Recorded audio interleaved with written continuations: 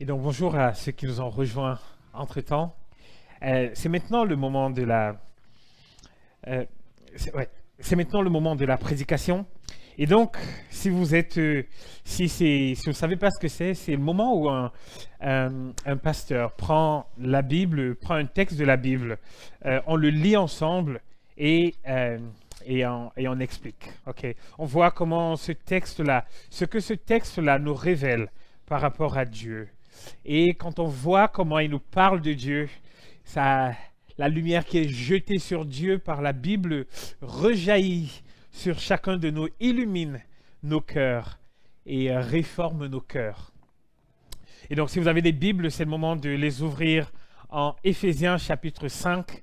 Et nous allons lire les 21 premiers versets. Donc, vous savez qu'on est dans une série qui s'appelle Marchons ensemble, progressons ensemble. Et super. Donc, Éphésiens chapitre 5, des versets 1 à 21. Et je lis. Devenez donc les imitateurs de Dieu, comme des enfants bien-aimés, et marchez dans la charité, à l'exemple de Christ, qui nous a aimés et qui s'est livré lui-même à Dieu pour nous comme une offrande et un sacrifice de bonne odeur. Que l'impudicité, qu'aucune espèce d'impureté et que la cupidité ne soient même pas nommées parmi vous, ainsi qu'il convient à des saints. Qu'on n'entende ni paroles déshonnêtes, ni propos insensés, ni plaisanteries, choses qui sont contraires à la bienséance. Qu'on entende plutôt des actions de grâce. Car sachez-le bien, aucun impudique ou impur ou cupide, c'est-à-dire idolâtre, n'a d'héritage dans le royaume de Christ et de Dieu. Que personne ne vous séduise par de vains discours, car c'est à cause de ces choses que la colère de Dieu vient sur les fils de la rébellion. N'ayez donc aucune part avec eux. Autrefois, vous étiez ténèbres, et maintenant vous êtes lumière dans le Seigneur. Marchez comme des enfants de lumière. Verset 9, car le fruit de la lumière consiste en toutes sortes de bonté, de justice et de vérité. Examinez ce qui est agréable au Seigneur et ne prenez point part aux œuvres infructueuses des ténèbres, mais plutôt condamnez-les. Car il est honteux de dire ce qu'ils font en secret, mais tout ce qui est condamné est manifesté par la lumière, car tout ce qui est manifesté est lumière. C'est pour cela qu'il est dit, réveille-toi, toi qui dors, relève-toi d'entre les morts, et Christ t'éclairera. Prenez donc garde de vous conduire avec circonspection, non comme des insensés, mais comme des sages. Rachetez le temps, car les jours sont mauvais. C'est pourquoi ne soyez pas inconsidérés, mais comprenez quelle est la volonté du Seigneur.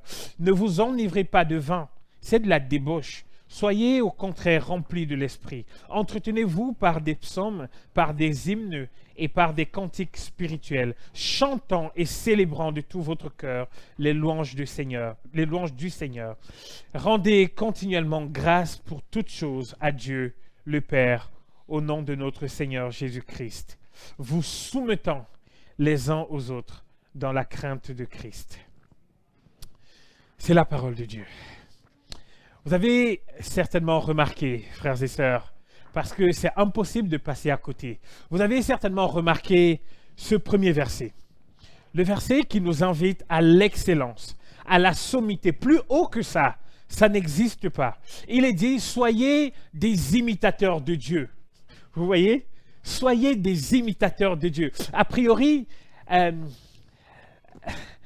la seule fois dans la Bible où on voit cet appel écrit de cette façon-là. Soyez des imitateurs de Dieu.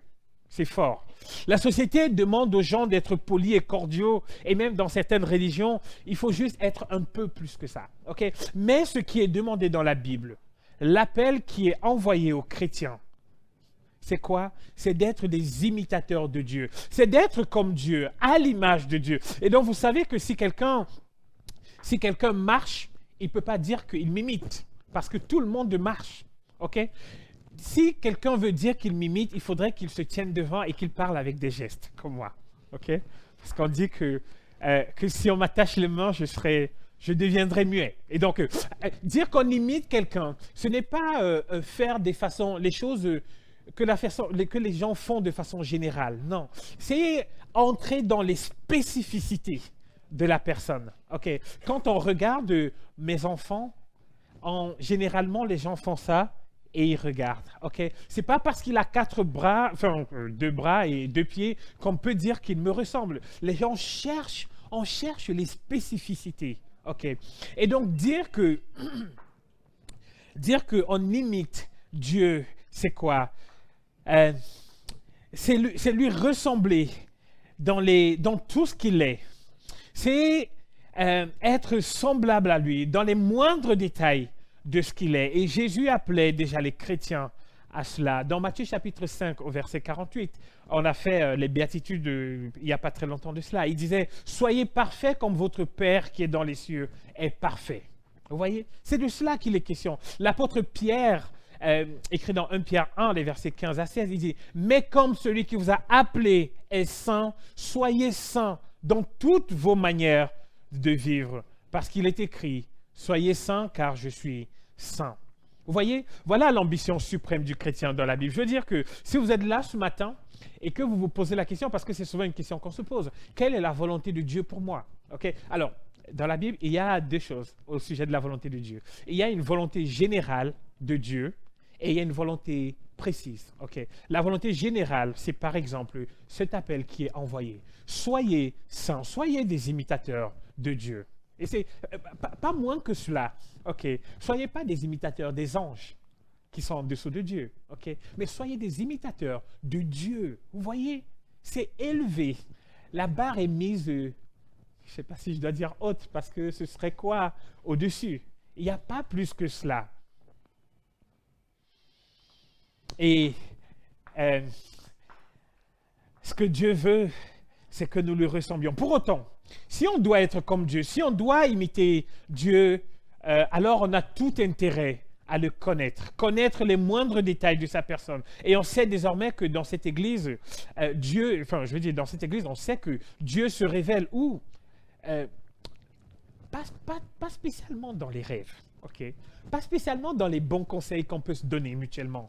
Dieu se révèle, et heureusement qu'il se révèle, dans sa parole.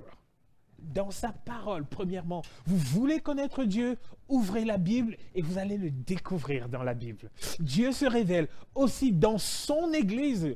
L'Église, c'est ce qu'on a vu dans les chapitres précédents. L'Église est censée incarner, présenter au monde, dans les générations et les générations, à quoi ressemble Dieu. On vient de terminer la série sur les 10 commandements. On a vu 10 facettes de Dieu. Okay. Pour connaître Dieu, si vous voulez m'imiter, vous avez intérêt à me connaître. Et si on doit être des imitateurs de Dieu, alors qu'est-ce qu'on doit faire? On doit absolument connaître Dieu. Et dans cette église, il y a plusieurs programmes qui se mettent en place pour aider le maximum de personnes à connaître Dieu dans la Bible. On a parlé tout à l'heure des groupes de maison. Frères et sœurs, je vous en supplie, si vous n'êtes pas encore dans un groupe de maison, on comprend que les agendas puissent être compliqués. Dites-nous que ça vous intéresse. On pourra trouver les créneaux qui conviennent bien. Mais c'est le moyen par lequel on connaît Dieu un peu plus. Le dimanche matin est largement insuffisant. OK. Alors, remarquez quand même que les personnes à qui l'apôtre Paul demande d'être des imitateurs de Dieu, ce sont les Éphésiens. Okay? Et donc, ce sont les chrétiens. Rappelez-vous que les Éphésiens sont des anciens pécheurs. Pour cela, il faut juste lire Éphésiens chapitre 2. Vous étiez morts par vos offenses. Okay? Ils étaient morts, noyés dans leurs péchés. Et qui parle des Éphésiens? Parle de nous aussi, ici, là, ce matin. Ils étaient morts dans leurs péchés, nous aussi, jusqu'à ce que la bonne nouvelle de l'évangile de Jésus arrive. Et on lit dans les chapitres précédents que Dieu les a fait naître de nouveau. Exactement ce qu'il a fait avec nous aussi. Il nous a fait naître de nouveau. Et désormais, nous sommes quoi? Nous sommes des enfants adoptifs de Dieu. Nous sommes là et nous devons vivre désormais. Nous sommes des nouveau-nés, des bébés. Maintenant, comment est-ce qu'on va vivre? Nous étions morts par nos péchés. jusqu'à ce que la lumière de l'Évangile brille dans nos cœurs. Et désormais, Dieu nous appelle à être des imitateurs, à être comme lui. Vous voyez le gap qu'il y a? Vous voyez l'écart qu'il y a entre ce que nous étions, ce que nous sommes désormais, des bébés, et ce à quoi Dieu nous appelle? Ça peut faire peur. OK? Est-ce que vous avez peur quand j'ai dit quand... Non? En tout cas, ça peut faire...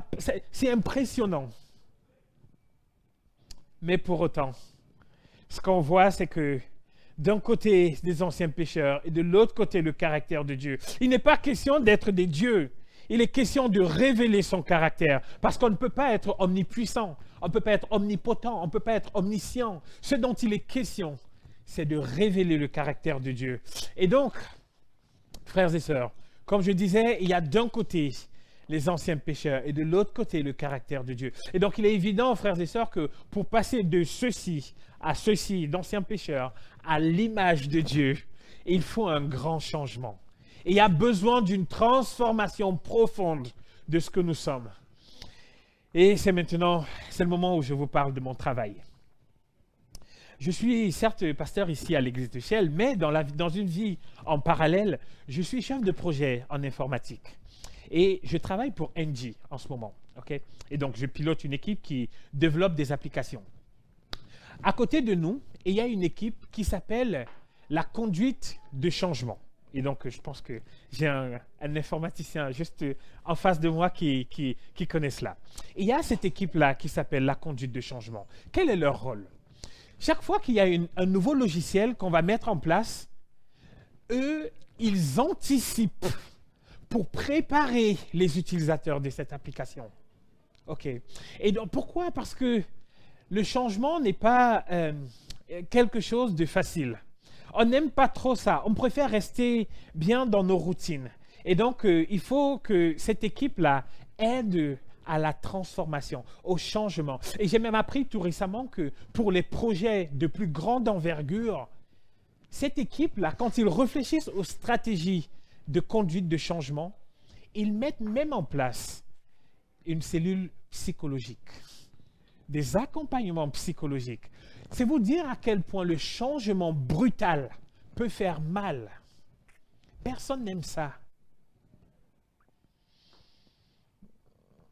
Ils développent toutes sortes de techniques pour que les changements soient les plus doux possibles. Puisque la chose qu'on évite toujours, c'est le changement brutal. Et c'est plus ou moins la même chose que nous avons dans le texte de ce matin. Si nous sommes amenés à changer, si nous sommes appelés à changer pour être à l'image de Dieu, il faut quitter. Certaines personnes ont dit que pour être à l'image de Dieu, il faut quitter la cité et partir vivre dans des monastères. Simplement, Dieu ne s'isole pas. Jésus sur terre a vécu avec tout le monde. OK? Et donc, ce ne serait pas exactement cela que de ressembler à Dieu.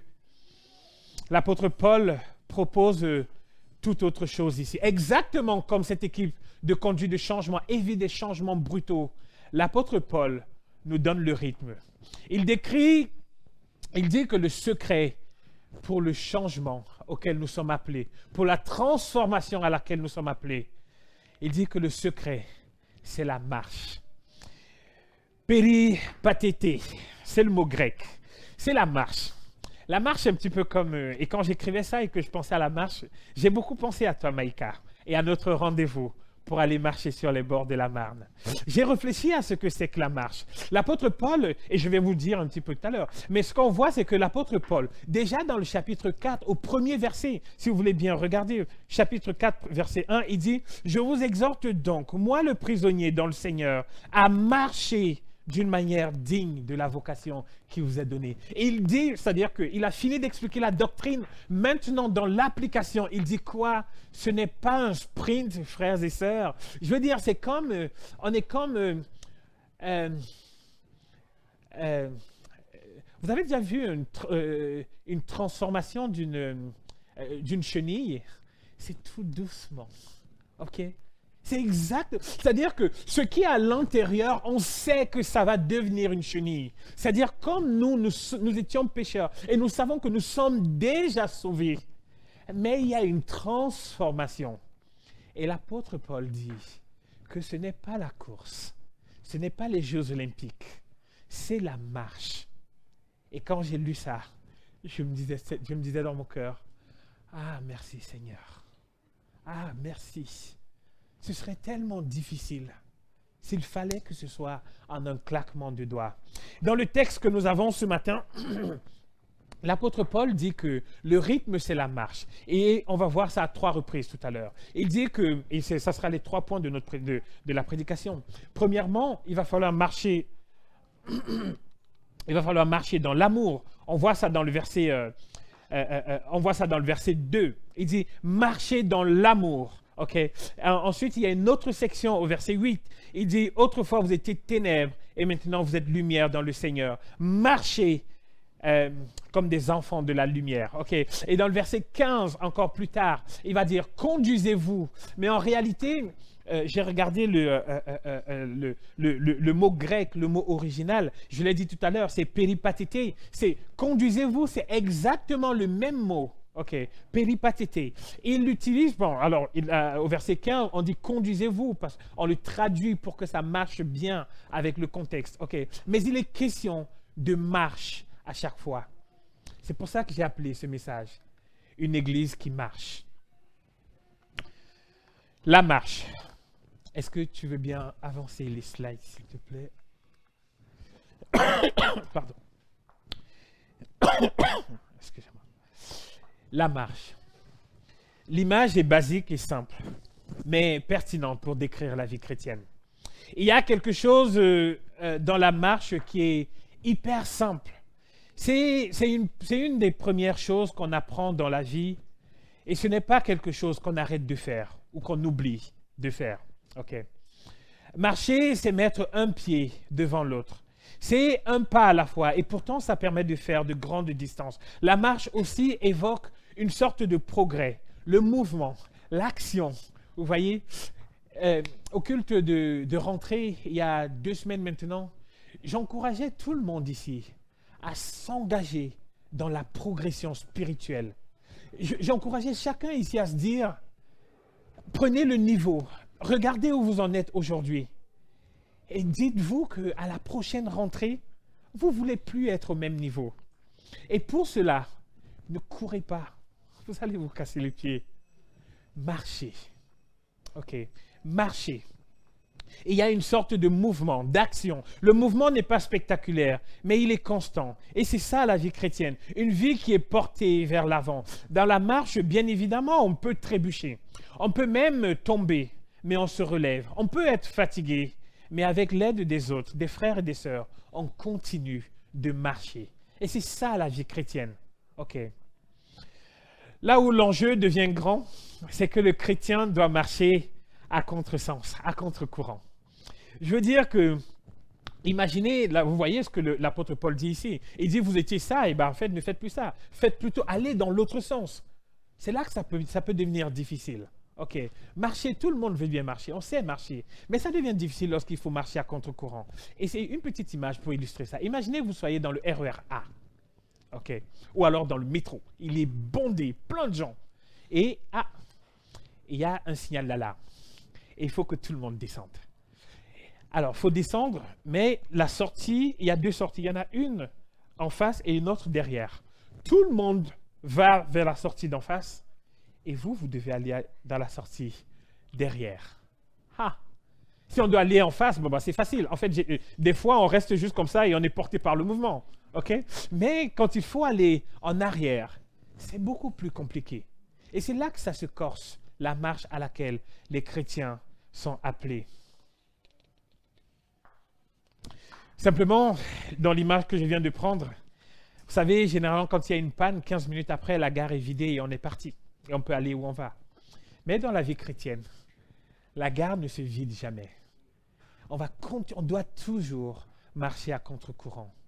Et l'apôtre Paul nous dit, comme ses collègues de la conduite du changement, l'apôtre Paul nous dit, frères et sœurs, si vous voulez changer, si vous voulez progresser, si vous voulez qu'à la rentrée prochaine, vous ne soyez plus au même niveau qu'au 17 septembre passé, alors la première chose, la première marche vers laquelle il faut aller, c'est la marche dans l'amour. On voit ça dans les versets 1 à 7. La marche dans l'amour. Si on fait un sondage, chers amis, et même aux gens qui sont pas chrétiens, et qu'on leur demande quel est un des caractères les plus connus de Dieu, à votre avis, ça sera quoi? L'amour, on est d'accord. Les gens diront Dieu est amour. Et c'est vrai, Dieu est amour. Dans 1 Jean, et Jean ne tarit pas, il n'arrête pas d'écrire que de parler au sujet de l'amour de Dieu. Cette première section parle de l'amour de Dieu, mais elle ne parle pas de l'amour comme le monde aime le définir. L'amour de Dieu qui est tout le contraire. Et c'est de ça aussi qu'on parle dans ce texte-ci. L'amour de Dieu. Dans les versets 1 à 2, on voit cet amour-là. Et dans le verset 4, même aussi, il est question de la même chose. Je crois que l'apôtre Paul ne change pas de sujet, puisqu'on sait qu'il dit les amours vers lesquels il ne faut pas aller. Des plaisanteries bizarres. Et on sait tous que les paroles grossières, les propos souvent insensés, les blagues sales sont souvent à connotation sexuelle, débauchées. Et Paul dit qu'il ne faudrait même pas qu'il y ait un soupçon de ce genre de choses. On n'a pas besoin de parler de ce genre de choses quand on est chrétien. On n'est même pas obligé